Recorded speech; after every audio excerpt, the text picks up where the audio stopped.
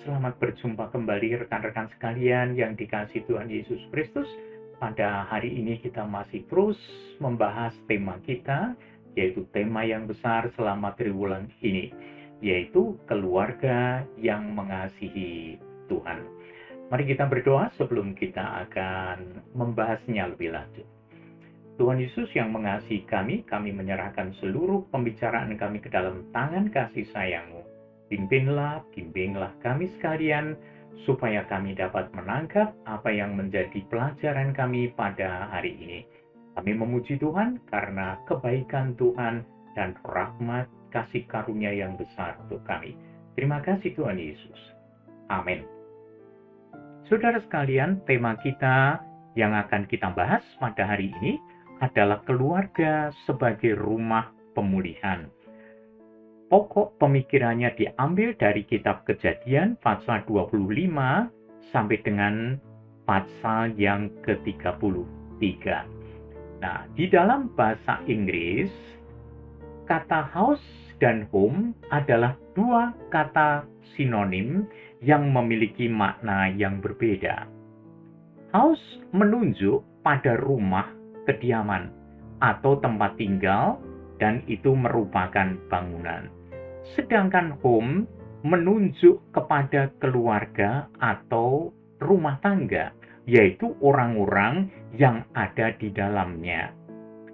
Membangun rumah kediaman itu memang diperlukan, namun membangun rumah tangga itu jauh lebih penting. Satu keluarga bisa saja belum memiliki rumah, tetapi ia harus memiliki keluarga atau memiliki rumah tangga. Dalam keluarga, rumah tinggal adalah sarana, dan keluarga atau rumah tangga adalah tujuan. Memiliki rumah yang indah, mewah, boleh-boleh saja. Namun hal itu tidak dapat memberikan kebahagiaan, memberikan dorongan, memberikan penghargaan dan pemulihan.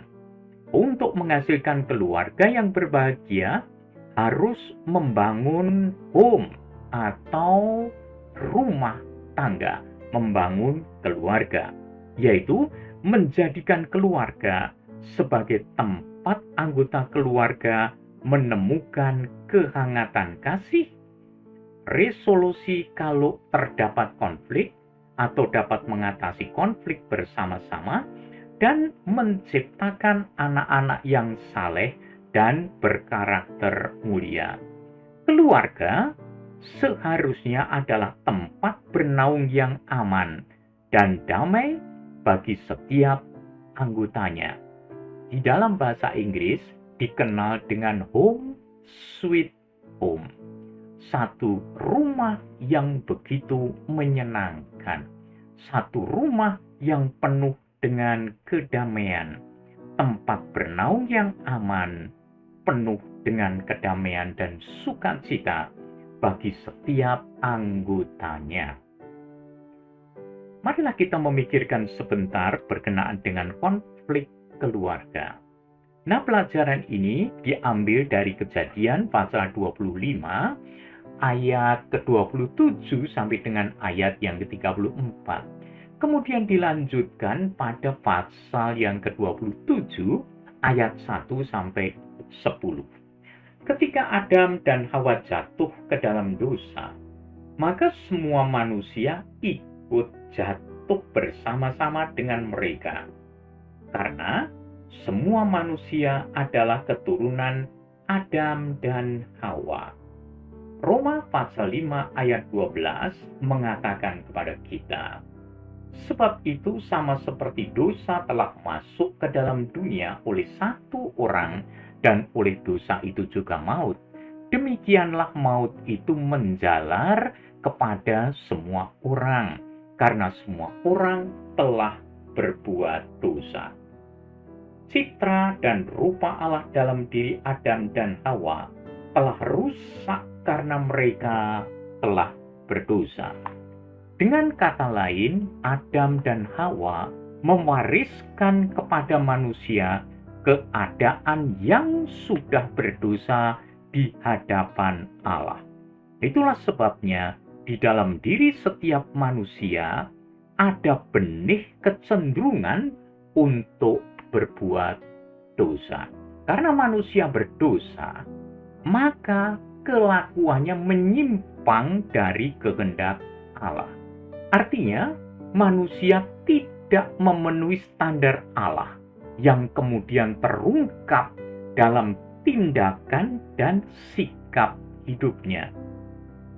Dosa tersebut mengakibatkan masalah dalam dinamika kehidupan keluarga juga. Jangan lupa bahwa kehidupan rumah tangga antara suami istri tidak lagi mematuhi firman Tuhan seperti yang tercantum di dalam Efesus pasal 5 ayat 22 sampai dengan ayat yang ke-33. Dan inilah standar pasangan suami istri menurut Alkitab. Tapi karena dosa, manusia menyimpang dari ketetapan ini. Hai istri, sabdanya, tunduklah kepada suamimu seperti kepada Tuhan.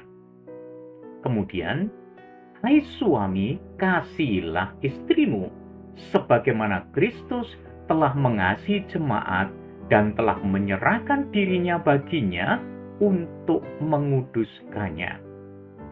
Demikian juga suami harus mengasihi istrinya sama seperti tubuhnya sendiri. Siapa yang mengasihi istrinya, mengasihi dirinya sendiri. Kemudian, bagaimanapun juga, bagi kamu masing-masing berlaku, kasihilah istrimu seperti dirimu sendiri, dan istri hendaklah menghormati suaminya. Pada zaman sekarang, hal ini kelihatannya tidak terlalu nampak dalam kehidupan sehari-hari. Kenapa? Karena dosa telah membuat manusia semakin jauh dari sabda Tuhan.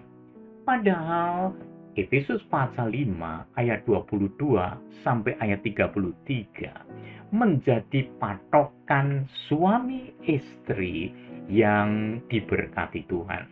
Saudara sekalian, Kejadian pasal 27 ayat 34 sampai 36 mendeskripsikan konflik yang terjadi di dalam keluarga.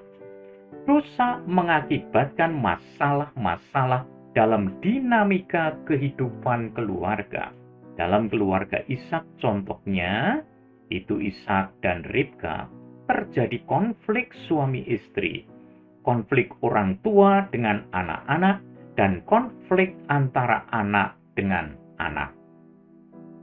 Konflik itu terjadi karena pola asuh orang tua kepada anak-anak yang salah.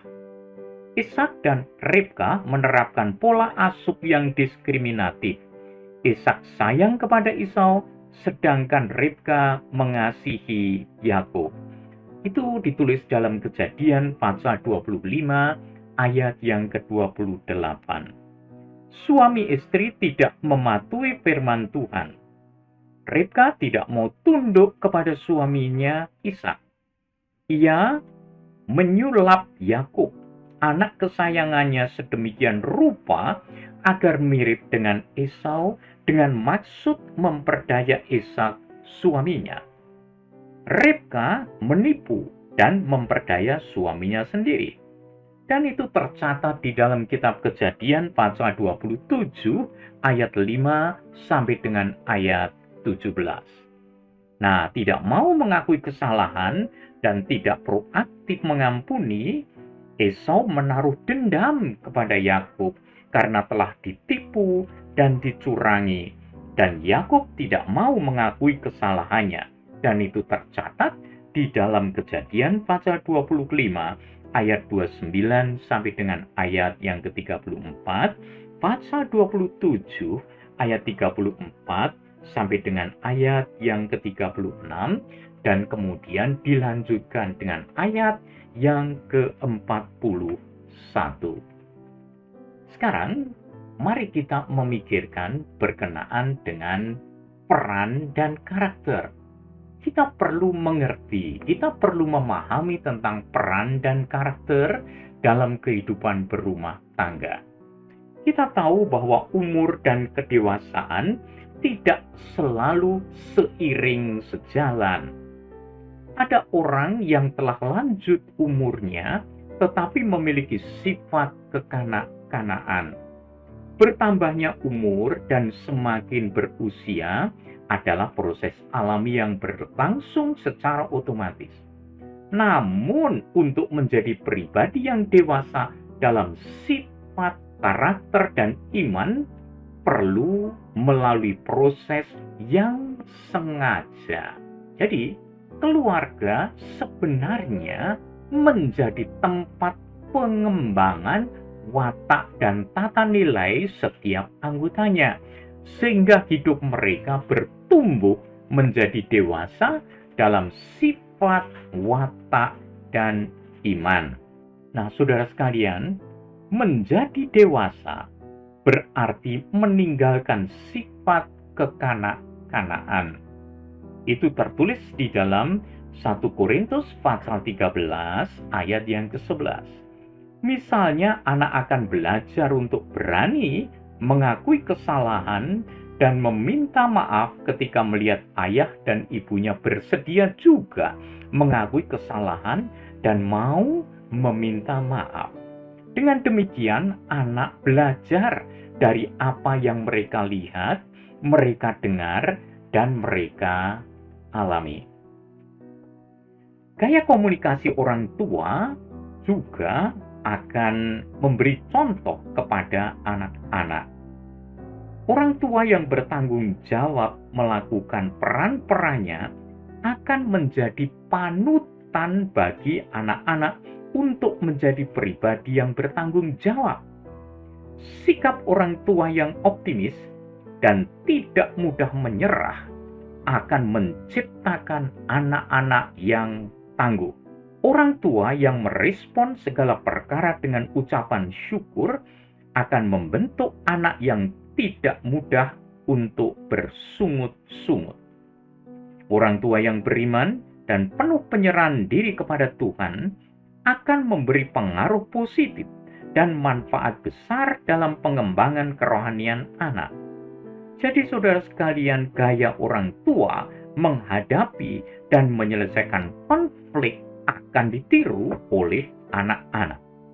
Kalau kita akan mendalami lebih jauh, silakan membaca Kejadian pasal 12 ayat 11 sampai 20, pasal 20 ayat yang kedua, pasal 26 ayat 6 sampai 9. Kemudian kita akan memikirkan bagaimana pemulihan keluarga setelah menghadapi konflik. Kita tahu bahwa peran dan karakter yang berbeda bisa menjadi sumber konflik dalam keluarga. Nah, contoh yang tercantum dalam Alkitab adalah konflik antara Esau dengan Yakub. Esau dan Yakub selama bertahun-tahun hidup di dalam amarah, dendam, kepahitan, dan kebencian. Mereka akhirnya terpaksa hidup terpisah meskipun mereka adalah saudara kembar. Namun hubungan mereka pulih setelah Yakub merendahkan diri dan meminta maaf kepada Esau. Dan itu tertulis di dalam Kejadian pasal 32 sampai dengan pasal yang ke-33.